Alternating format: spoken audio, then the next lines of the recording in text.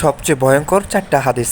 Number 1, রাসূল সাল্লাল্লাহু আলাইহি ওয়াসাল্লাম বলেছেন, যে ব্যক্তি অন্যের গুনাহ নিয়ে খোঁটা দেয়, আল্লাহ তাকে সেই গুনাহ না করানো পর্যন্ত মৃত্যু দেবে না।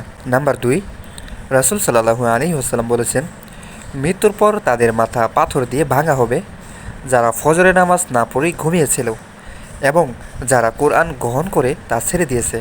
নাম্বার 3, আল্লাহ তাআলা বলেন, তুমি ওই দিনকে ভয় করো যেদিন তোমার মুখে তালা লাগিয়ে দেওয়া হবে আর তোমার হাত পা তোমার কৃতকর্মের সাক্ষী দিবে।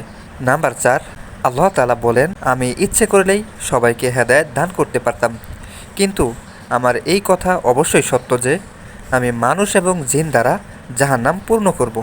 রাসূল সাল্লাল্লাহু আলাইহি সাল্লাম আরও বলেছেন, যে ব্যক্তি আমার কোনো হাদিস শুনে অন্যের কাছে পৌঁছে দিবে সে কিয়ামতের দিন আমার শাফায়াত লাভ করবে। তাই ভিডিওটি শেয়ার করুন। আপনি যদি আমাদের চ্যানেলে নতুন হয়ে থাকেন তাহলে আমাদের পরবর্তী ভিডিও পেতে চ্যানেলটি সাবস্ক্রাইব বা ফলো দিয়ে সাথেই থাকুন।